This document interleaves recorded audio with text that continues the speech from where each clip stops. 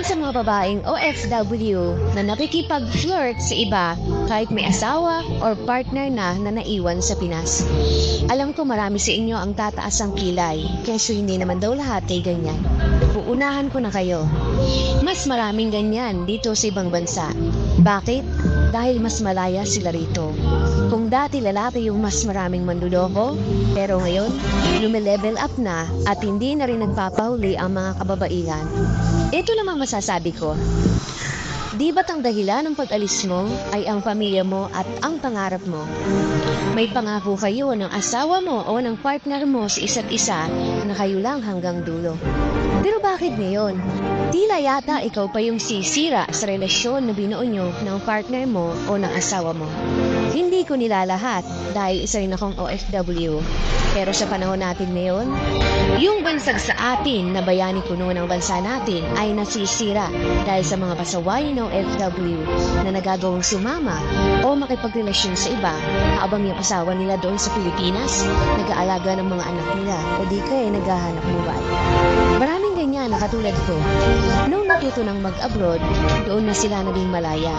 Doon na ako mawala yung tunay na pagkatao nila. Kung isa kang OFW na katulad ko na may pangarap para sa iyong pamilya, bago mo gawin yung mga bawal, pag-isipan mo muna ng maraming beses. Oo, alam ko. Hindi lahat ng nagloko sa ibang bansa ay masama. Pero hanggat maaari, kung naging mabuti naman yung relasyon mo ng partner mo na naiwan sa Pinas, mayos ka. Dito sa ibang bansa, marami talagang tukso, lalo na kung may day off ka. Naku! Diyan na nagkakaroon ng meet-up. Lalo na kung mahilig kang makipag-chat sa ibang lalaki, Pinay man o hindi, na kapag napamakuan ka na ng isang bagay, red kang bumibigay.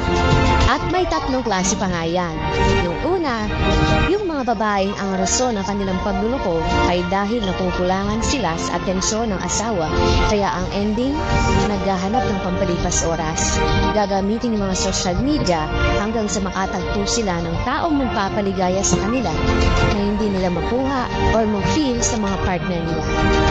Minsan nga bigamit rin sila ng mga dummy account, isa sa legal at isa para sa nagbibigay sa kanya ng bagong saya.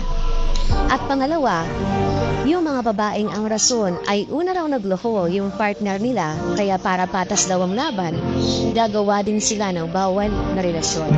Ito yung mga babaeng inosente sa una, pero kalaunan, isisisi na sa asawa niya yung pagkakamali niya. Kesyo hindi raw siya masaya dahil ng babae yung asawa niya or partner niya sa Pilipinas. Pero ang totoo, ginusto niya yun dahil may iba nang nagpapasaya sa kanya. At yung kasalanan nila, ibabato niya sa partner niya. At pangatlo, ito yung mga babaeng matino pero kapit sa patalin. Bakit kapit sa patalin?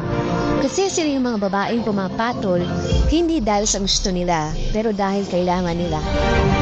Maswerte ka kung isa kang OFW na umalis at umuwi na buo pa rin ang pamilya at hindi nagpadala sa tukso.